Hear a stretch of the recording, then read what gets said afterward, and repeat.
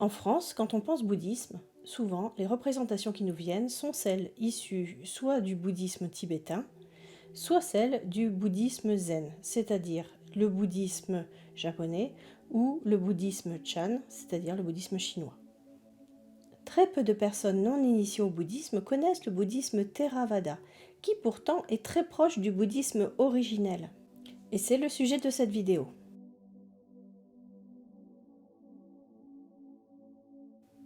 La première chose quand on parle de bouddhisme, c'est peut-être déjà de comprendre qui était Bouddha. Celui qui allait devenir le Bouddha est né entre 630 et 560 avant notre ère dans le village de Lumbini, à la frontière entre le Népal et l'Inde actuelle.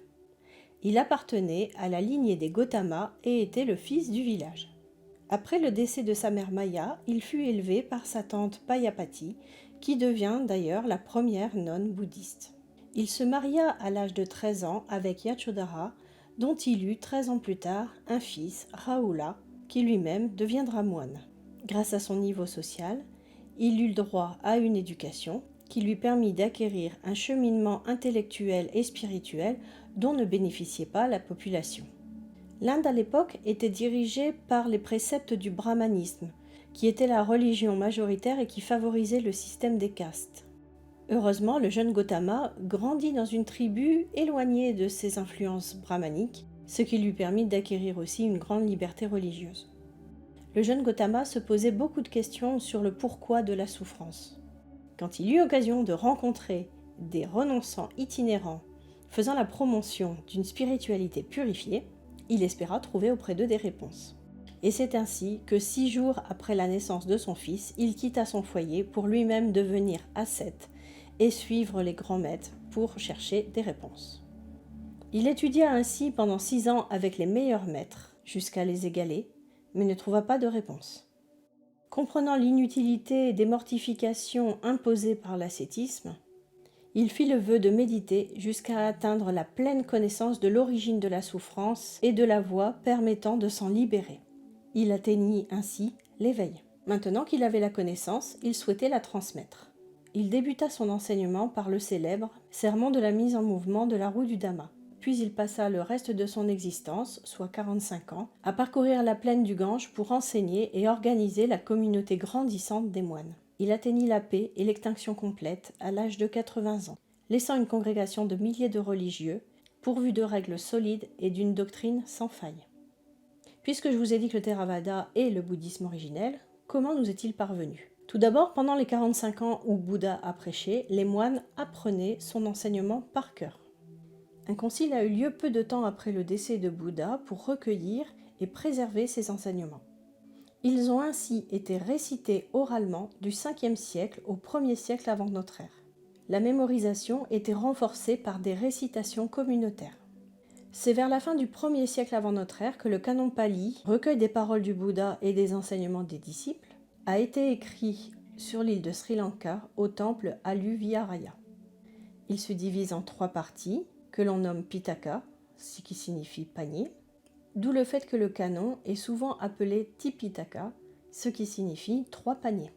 Le premier est le Vinaya Pitaka, le panier de discipline, qui traite des règles ou de la discipline de la Sangha, c'est-à-dire de la communauté des moines.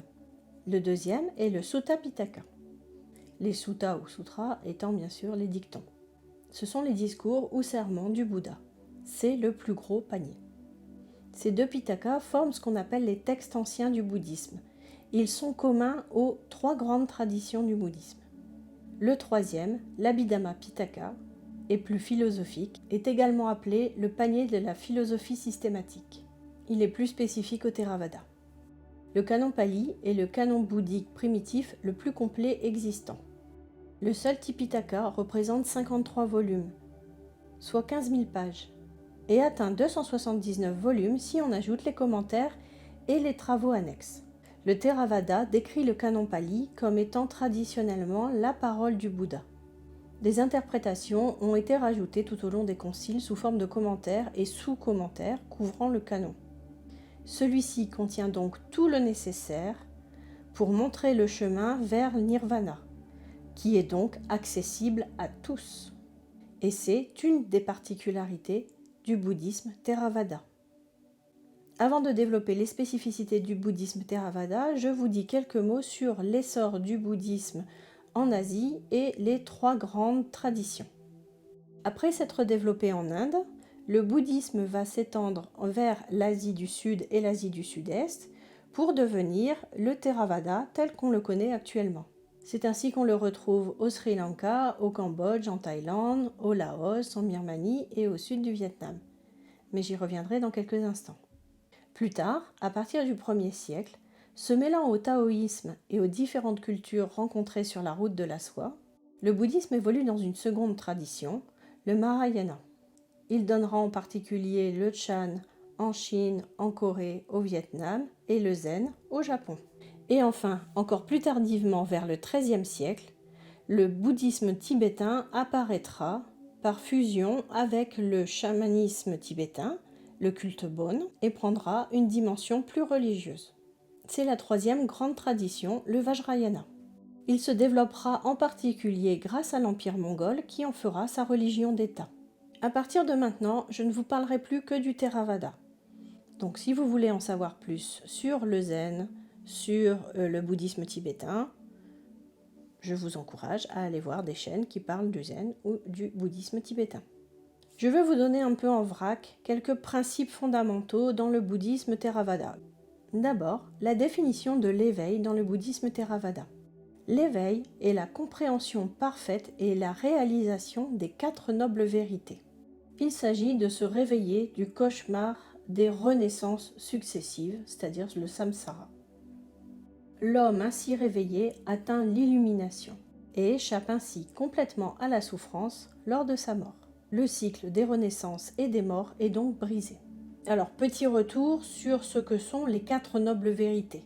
Les 4 nobles vérités énoncent le problème de l'existence, le diagnostic et le traitement. En gros, c'est tout ce qui est essentiel à savoir pour un bouddhiste. La première, c'est la vérité de la souffrance. Toute vie implique souffrance, insatisfaction et le manque. Deuxième, la vérité de l'origine de la souffrance. Elle repose dans le désir et l'attachement, c'est ce qu'on appelle la soif. Troisième, la vérité de la cessation de la souffrance. La fin de la souffrance est possible. Quatrième, la vérité du chemin. Le chemin menant à la fin de la souffrance est l'octuple sentier, dont fait partie la méditation. Deuxième grand principe, le surnaturel. Les enseignements du Bouddha ne sont pas considérés comme ayant des mérites propres. Ce sont des outils qui vont aider chacun à faire son propre chemin, qui vont aider les gens à comprendre la vérité. À la différence de beaucoup de religions qui offrent des solutions surnaturelles aux problèmes spirituels des humains, le bouddhisme utilise uniquement la méditation pour atteindre l'éveil. Les pouvoirs surnaturels ne sont pas négligés, mais ils sont considérés comme étant une entrave sur le chemin. Autre concept, Dieu. Dans le bouddhisme Theravada, il n'y a pas de Dieu créateur omnipotent comme on peut trouver dans le judaïsme, l'islam ou le christianisme. Les dieux existent en tant qu'êtres spirituels, mais ils ont des pouvoirs limités. Élément suivant, le chemin de l'illumination. Chacun, et ça c'est très important, chacun doit faire son propre chemin sans l'aide d'un dieu ou des dieux. Les enseignements de Bouddha nous montrent le chemin, mais c'est à nous-mêmes de le parcourir. Il ne suffit pas de croire, comme dans les autres grandes religions. Le bouddhisme est une pensée de la responsabilité de l'homme face à son destin. Bouddha a dit « Le mal vient de soi-même, la corruption vient de soi-même, le bien vient de soi-même, la propreté vient de soi-même, la pureté et l'impureté sont individuelles. Personne d'autre ne peut vous rendre pur. » Le bouddhisme Theravada met l'accent sur l'autolibération par ses propres efforts. La méditation et la concentration sont des éléments vitaux de la voie vers l'illumination. La route idéale étant bien sûr de se consacrer à temps plein à la vie monastique. Un bouddhiste, moine ou non, va s'abstenir de toute forme de mal, ou tout du moins essayer, va accumuler les bienfaits, c'est-à-dire les actes désintéressés, et purifier son esprit, c'est-à-dire rejeter ce qui l'éloigne de la voie de la paix intérieure. Alors parlons un peu de la méditation. Bouddha a dit « La méditation est impossible pour une personne qui manque de sagesse. La sagesse est impossible pour une personne qui ne médite pas. Une personne qui à la fois médite et possède la sagesse est proche du Nibbana. La méditation inclut deux sortes de pratiques, le samatha et le vipassana. Le samatha est la première étape de la pratique de la méditation bouddhique. Il désigne la tranquillité de l'esprit, ce qu'on appelle le calme mental, et mène à l'atteinte de niveaux profonds de concentration. Le développement de la tranquillité consiste à méditer en se concentrant sur un point fixe, tel que la respiration ou d'autres objets. La concentration, appelée samadhi, est différente de celle qu'on utilise lors d'une tâche intellectuelle. Vipassana est la deuxième étape de la méditation bouddhique. C'est une pratique formelle, une introspection, comme par exemple la contemplation de l'impermanence. Mais là, c'est un petit peu plus compliqué. Dans le bouddhisme Theravada, la relation entre les moines et les laïcs est très importante. C'est un moyen de soutien mutuel. Les laïcs fournissent de la nourriture, des médicaments, du tissu pour les robes, et les moines apportent un soutien spirituel, des bénédictions et des enseignements. Les moines ne demandent jamais rien, les dons sont faits à cœur ouvert. Dans le Theravada, un laïc peut devenir moine pour un temps limité. 1 mois, 6 mois, 1 an, ou dans une autre mesure, un moine peut quitter la vie monastique, par exemple pour se marier, et revenir quelques années plus tard à la vie monastique. Voilà, je pense vous avoir donné les grandes lignes du bouddhisme Theravada. Je pense que le Theravada gagne à être connu en France car c'est la forme la plus proche du bouddhisme originel et des enseignements du Bouddha. Et effectivement, cette tradition n'est pas une religion. Il n'y a pas un dieu ou des dieux qui vont faire le travail à votre place. Le salut, vous irez le chercher vous-même. Il n'y a pas de moyen magique pour aller plus vite ni de passe-droit. Nous sommes tous à égalité devant nos responsabilités et devant la loi du karma. Je développerai dans d'autres vidéos des points abordés rapidement dans cette rapide introduction. Et c'est pour ça que je vous dis à bientôt.